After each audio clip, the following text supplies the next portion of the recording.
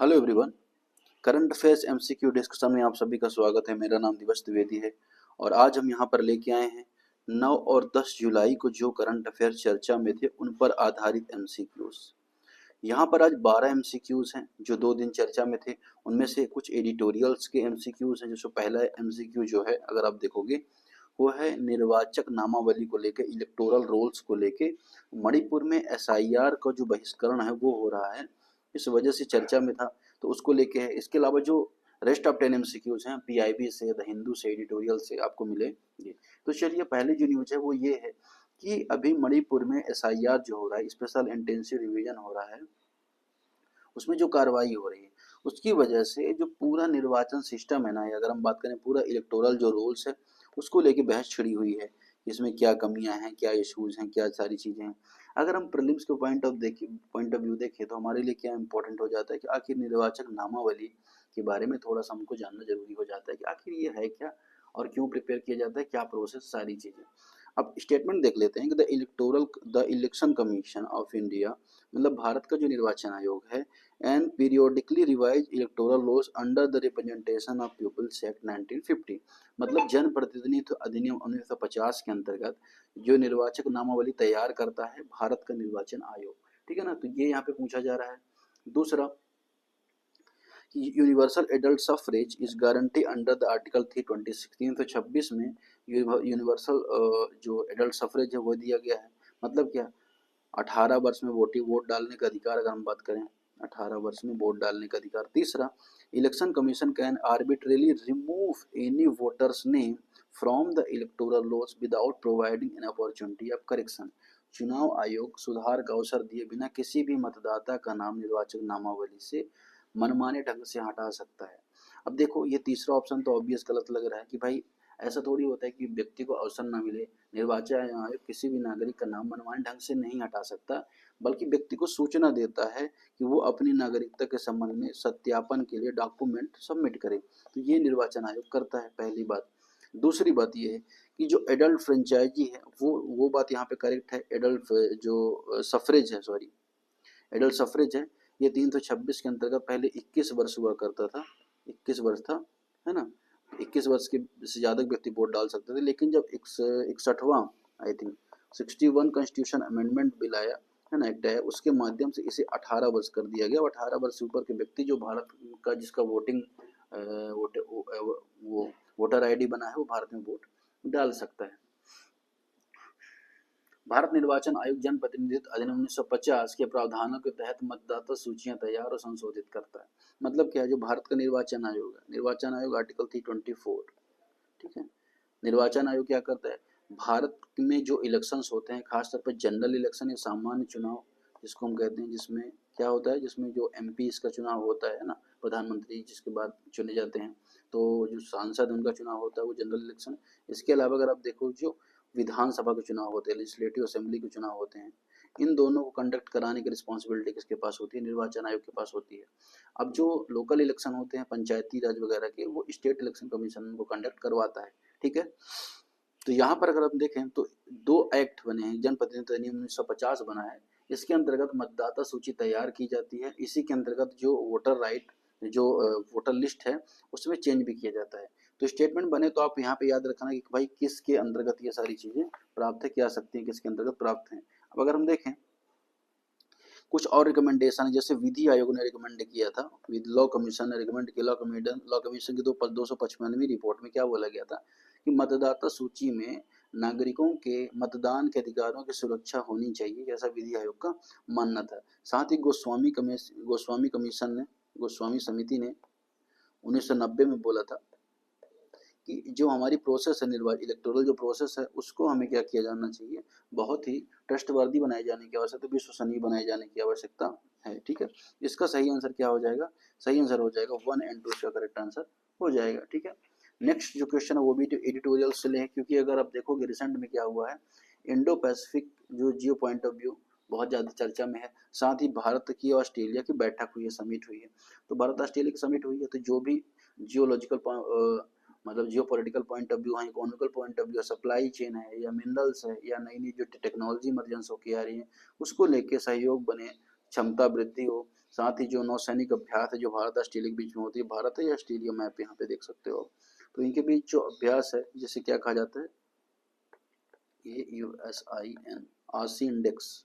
आसी इंडेक्स जो नौसैनिक अभ्यास है उसको लेके सहयोग है ना, व्यापार का जो एग्रीमेंट चला ECTA है ना, इकोनॉमिक कॉम्प्रिहेंसिव ट्रेड एग्रीमेंट, उसको लेके चाहे बात होती है, ये सारी बातें यहाँ पर भारत और ऑस्ट्रेलिया के बीच में की गई हैं। इन फ्यूचर हमें और रिश्ते मजबूत बनाए जाने की आवश्यकता है।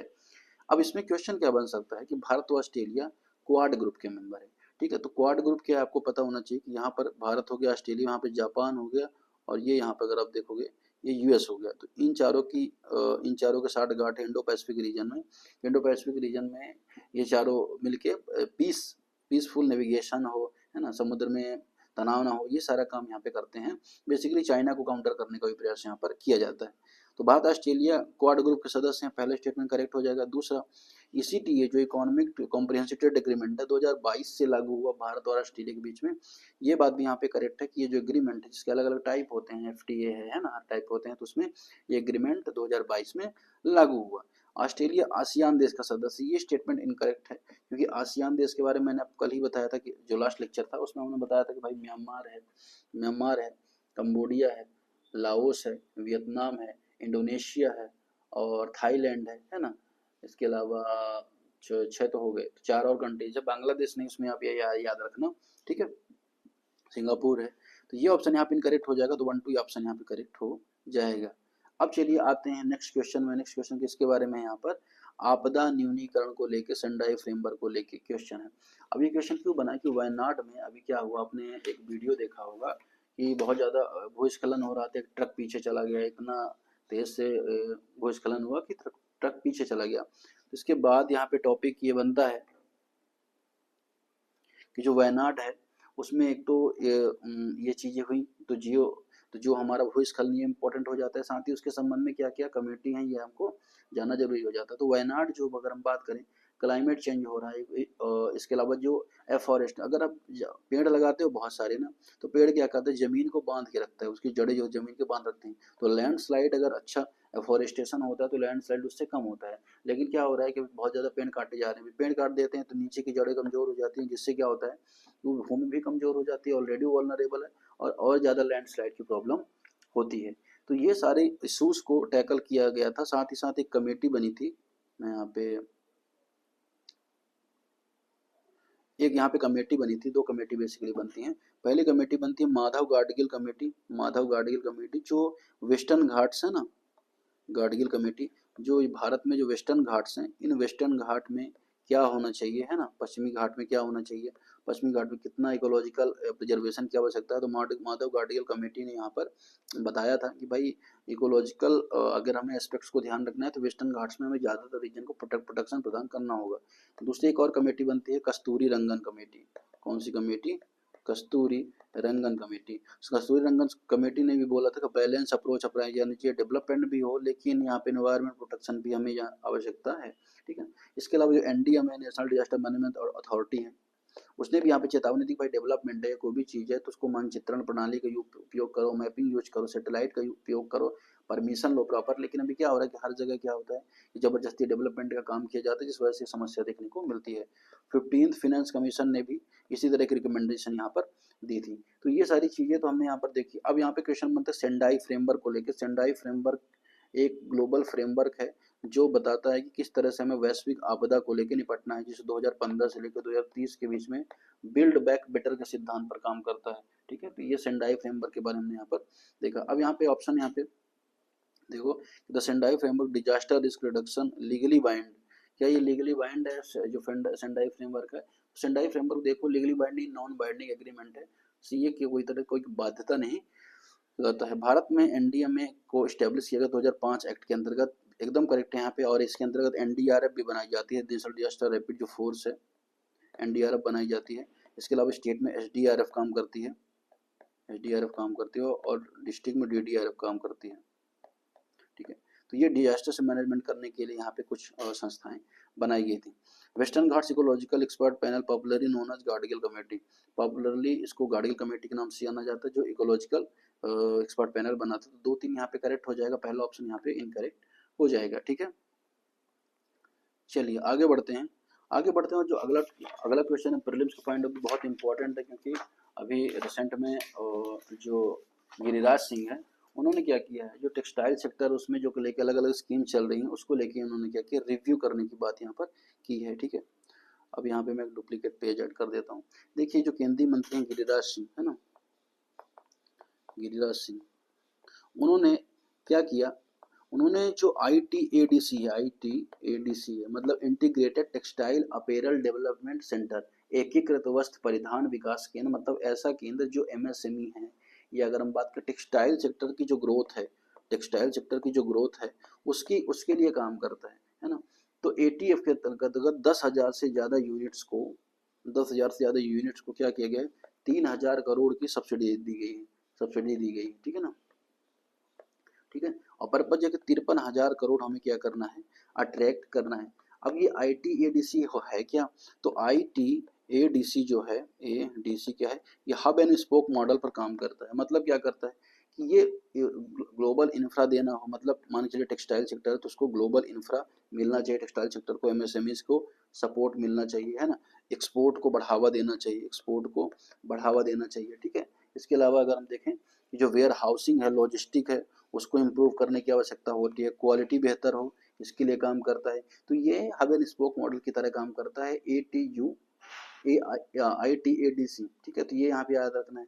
ठीक है, साथ ही एक स्कीम के बारे में बात होती है यहाँ पे, उस स्कीम का क्या नाम है, उस स्कीम का नाम है ATUFS, है ना। ये सारे करंट अफेयर आपको मिल भी जाएगा, इसमें जो प्रमुख प्रीलिम्स पॉइंट है उसमें मिल जाएगा। ठीक है, तो ATUFS है, उसे क्या बोला जाता है, amended technology upgradation fund scheme. क्या, amended technology upgradation fund scheme, संशोधित प्रौद्योगिकी उन्नयन निधि योजना। ये भारत में जो टेक्सटाइल सेक्टर उसको बढ़ावा देने के लिए एक फ्लैगशिप स्कीम है। ठीक है, इसका पर्पज क्या है कि जो टेक्नोलॉजी उसको बढ़ावा देना, प्रोडक्टिविटी को बढ़ावा देना, क्वालिटी बेहतर करना, है ना, टेक्सटाइल सेक्टर को कॉम्पिटिटिव बनाना। और इसने क्या किया, 10,000 से ज़्यादा जो टेक्सटाइल यूनिट्स उनको मदद की, 3,000 करोड़ से ज़्यादा सब्सिडी दी, ये सारा यहाँ पे काम किया है। साथ ही कुछ और स्कीम्स भी चलती हैं, आपको टेक्सटाइल सेक्टर में पता होनी चाहिए, जैसे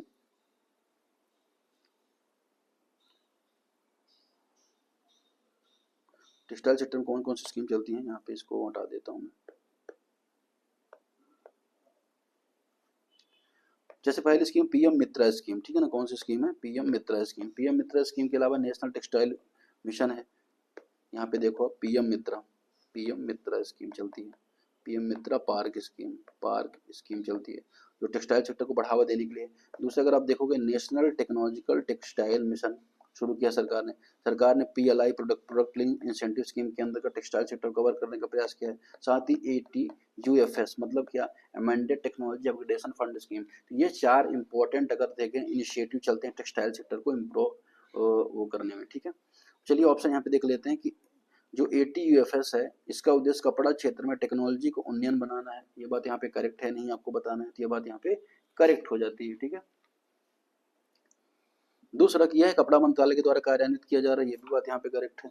तीसरा ATUFS प्रोवाइड करता है financial support adopting modern machinery improving competitiveness, आधुनिक मशीनरी अपनाने के लिए ये क्या करता है, टेक्नोलॉजिकल सपोर्ट यहाँ पे प्रदान करता है। तो 1 2 3 तीनों ही ऑप्शन यहाँ पे करेक्ट हो जाएगा। ठीक है, आगे बढ़ते हैं, अगले क्वेश्चन की तरफ बढ़ते हैं। अगला क्वेश्चन किसके संबंध में है, अगला क्वेश्चन है उल्लास को लेके। उल्लास को लेके जो क्वेश्चन उसको आइए देख लेते हैं, गिव मी अ सेकंड।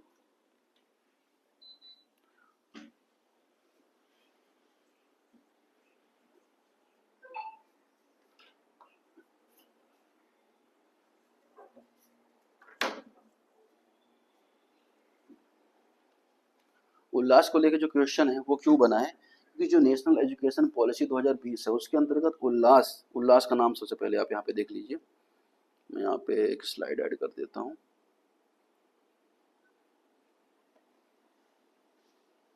देखिए उल्लास प्रोग्राम क्या है कि जो नेशनल एजुकेशन पॉलिसी है NEP है, उसके अंतर्गत understanding lifelong learning for all society program इसका फुल फॉर्म है। तो NEP के अंतर्गत पहल जो है कि भारत को क्या करना है, लिटरेट बनाना है, 100% लिटरेसी लाना है, उसको लेके एक प्रोग्राम चलता है उल्लास प्रोग्राम। उसके अंतर्गत उत्तराखंड जो बना है अभी 6ठा पूर्ण साक्षर राज्य बन गया, 6 कंप्लीट मतलब लिटरेसी है उसको प्राप्त किया है किसने, उत्तराखंड ने, है ना। छठा पूर्ण साक्षर राज्य, पूर्ण साक्षर राज्य बन गया है, कंप्लीटली लिटरेट स्टेट बन गया है। अब जो उल्लास स्कीम है उसके बारे में अगर आप देखो तो उल्लास स्कीम है क्या, तो उल्लास स्कीम के बारे में मैंने आपको बताया कि नेशनल एजुकेशन पॉलिसी के अंतर्गत सेंट्रली स्पॉन्सर्ड स्कीम है। स्पॉन्सर्ड स्कीम है, कैसी स्कीम है, स्पॉन्सर्ड स्कीम मतलब केंद्र द्वारा दोनों ही पैसा लगाते हैं। यह कार्यक्रम क्या है कि जो फाउंडेशन लिटरेसी न्यूमरेसी है उसको लेके भारत में बेहतर व्यवस्था होनी चाहिए, लोग जल्दी सीख जाएं। जो एडल्ट लिटरेसी उसको बढ़ावा दिया जाए, पढ़ने लिखने की जो क्षमता उसको बेहतर किया जाए, है ना। तो ये सारा काम किया जाए, इसके संबंध में उल्लास स्कीम को शुरू किया गया था। ठीक है, इसमें अगर क्या करें 15 वर्ष से अधिक के लोगों को शामिल किया जाता है, प्लस लोगों को शामिल किया जाता है। और इसमें दीक्षा पोर्टल के माध्यम से उनको एजुकेशन प्रदान किया जाता है। और वह उल्लास मोबाइल ऐप भी है, उल्लास मोबाइल ऐप भी है, ठीक है ना, ऐप भी है। अब ये जो अवधि ये टाइम पीरियड है कब से कब का है, 2022 से लेके 2027 के बीच का यहाँ पे टाइम पीरियड यहाँ पे माना जाता है। ठीक है, तो ये बात आपको यहाँ पे याद रखनी है, जिसमें पढ़ना लिखना और बेसिक लर्निंग आनी चाहिए, ये इसका पर्पज यहाँ पे उल्लास का, और यही उल्लास का कंपोनेंट है। ठीक है, अब चलिए स्टेटमेंट देख लेते हैं। ये उल्लास जो कार्यक्रम है वो सेंट्रली स्पॉन्सर्ड स्कीम है, ये बात यहाँ पे करेक्ट है। एनईपी के अंतर्गत, नेशनल एजुकेशन पॉलिसी के अंतर्गत ये क्या है, एक स्पॉन्सर्ड स्कीम है, ये बात करेक्ट है। दूसरा, it targets adult age 15 year and above who missed formal schooling, 15 वर्ष उससे अधिक के बच्चों को लक्षित करता है जो जिन्होंने फॉर्मल स्कूलिंग को क्या किया है, मिस कर दिया है। तीसरा, the programme aim to provide foundational literacy numeracy to 5 crore learner during 2022 से 27, 2022-27 तक 5 करोड़ लोगों को मूलभूत शिक्षा देने का प्रयास ये उल्लास प्रोग्राम करता है। ठीक है, तो इसमें कितने करेक्ट हो जाएंगे, तो 3 के तीनों ही ऑप्शन यहाँ पे करेक्ट हो जाएंगे। ठीक है, पानी पी लेता हूँ मैं। नेक्स्ट क्वेश्चन, तब तक आप यहाँ पे पढ़िए इसको, मैं 1 सेकंड में पानी पी लेता हूँ। नेक्स्ट स्कीम किसके बारे में है, भारत सरकार ने sub mission on agriculture mechanization SMAM की प्रगति पर प्रकाश डाला। यह योजना जो है SMAM जिसके बारे में बात हो रही है,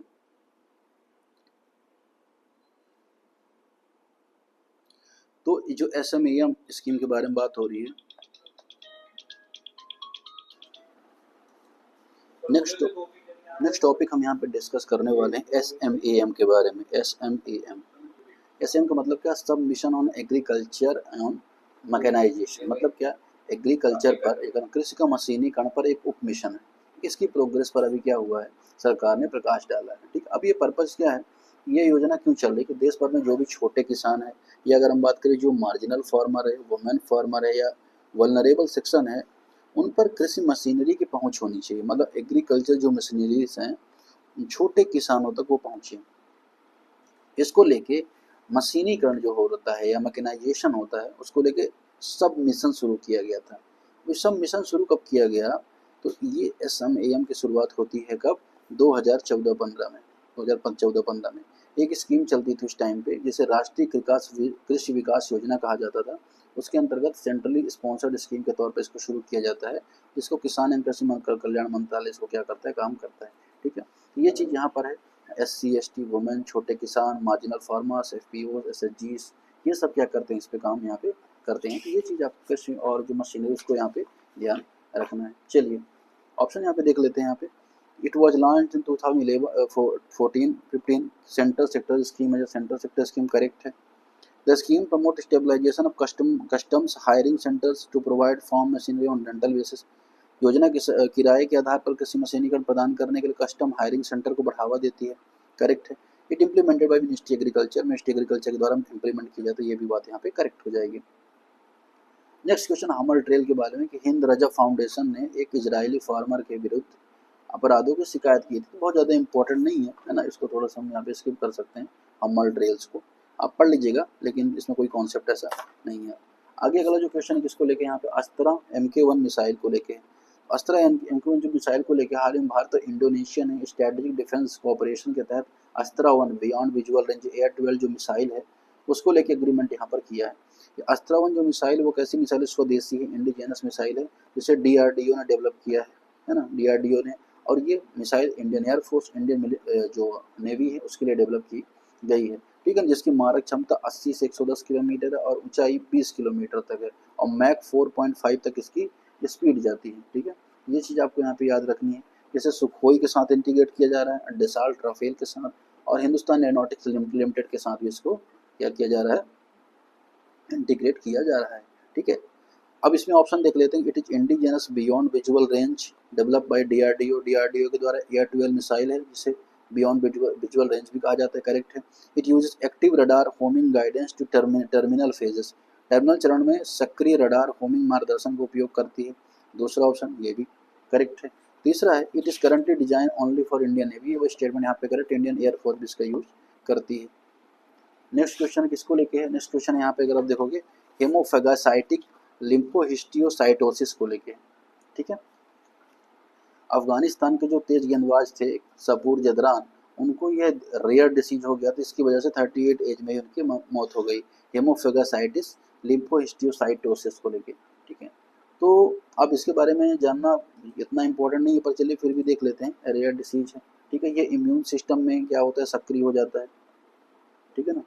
और जो हमारा डिफेंस मैकेनिज्म है उसको, चाहे लीवर हो, स्प्लीन हो, बोन मैरो, ब्रेन हो, इन सबको नेगेटिवली इम्पैक्ट यहाँ पे करने लगता है, ठीक है। अब ये एक तरह का अगर आप देखो जेनेटिक म्यूटेशन के कारण होता है, HLH जेनेटिक म्यूटेशन की वजह से होता है। यदि दोनों इसके कैरियर माता पिता बच्चे सब पर, मतलब जेनेटिक डिसऑर्डर के फॉर्म में ये होता है, ठीक है। ऑप्शन यहाँ पे क्या कह रहा है, ऑप्शन यहाँ पे है ये एक रेयर डिसीज है, ये बात यहाँ पे करेक्ट है। HLH में भी इनहेरिटेंट अनुवांशिक हो सकता है, संक्रमण भी हो सकता है, ऑटो इम्यून हो सकता है, ये हर तरह का हो सकता है। तो यहाँ पे अगर आप देखो ये भी स्टेटमेंट करेक्ट है। केवल लंग्स को नहीं, अगर आप देखो लीवर को, बहुत सारी चीज़ों को इम्पैक्ट करता है, तो 1 2 यहाँ पे करेक्ट आंसर हो जाएगा, 3 ऑप्शन यहाँ पे इनकरेक्ट हो जाएगा, ठीक है। अभी जो मिनिस्ट्री ऑफ ट्राइबल है उसने ट्राइबेक्स प्लेटफॉर्म को लॉन्च किया है। ये डिजिटल एजुकेशन प्लेटफॉर्म है जिसका पर्पज है कि जो ट्राइबल आर्ट है, ट्राइबल कल्चर है, या ट्राइबल लिटरेचर है, ट्राइबल लैंग्वेज है, ट्राइबल ट्रेडिशन नॉलेज है, उसको इन्हेंस करना। एक तरह का डिजिटल प्लेटफॉर्म जिसे जनजातीय मंत्रालय के द्वारा लॉन्च किया गया है। तो पहले स्टेटमेंट यहाँ पे करेक्ट हो जाता है। ये ऑफर करता है free certificate course, UGC recognised post graduate diploma programme related tribal knowledge and culture. ये क्या करता है, 20 ऐसे सर्टिफिकेट प्रोग्राम यहाँ पे जारी करता है ना, यूजीसी रिकॉग्नाइज। ये भी बात यहाँ पे करेक्ट है। यह प्लेटफॉर्म जनजातीय भाषाई मौखिक परंपराओं डिजिटल रिपोजिटरी के रूप में काम करता है। 3 के 3 वही ऑप्शन यहाँ पे करेक्ट हो जाएंगे, तो 1 2 3 यहाँ पे करेक्ट आंसर हो जाएगा। ये तो हमने ऑलरेडी देख लिया ऑस्ट्रेलिया वाला टॉपिक। लास्ट क्वेश्चन है, भारत में क्वालिटी कंट्रोल जो ऑर्डर है उसका पर्पस क्या होता है, ठीक है। इसका करेक्ट आंसर आपको यहाँ पे कमेंट करना है। क्वालिटी कंट्रोल ऑर्डर DPIIT ने ईज ऑफ डूइंग बिजनेस को बढ़ावा देने के लिए, भारत का जो फुटवेयर सेक्टर है उसके इकोसिस्टम को मजबूत करने के लिए क्वालिटी कंट्रोल ऑर्डर में क्या किया है, अमेंडमेंट किया है, ठीक है। और इस अमेंडमेंट की वजह से क्वालिटी को और बेहतर करने का प्रयास यहाँ पे किया जाता है। इसका सही ऑप्शन यहाँ पे क्या होगा, आपको कमेंट सेक्शन में कमेंट कर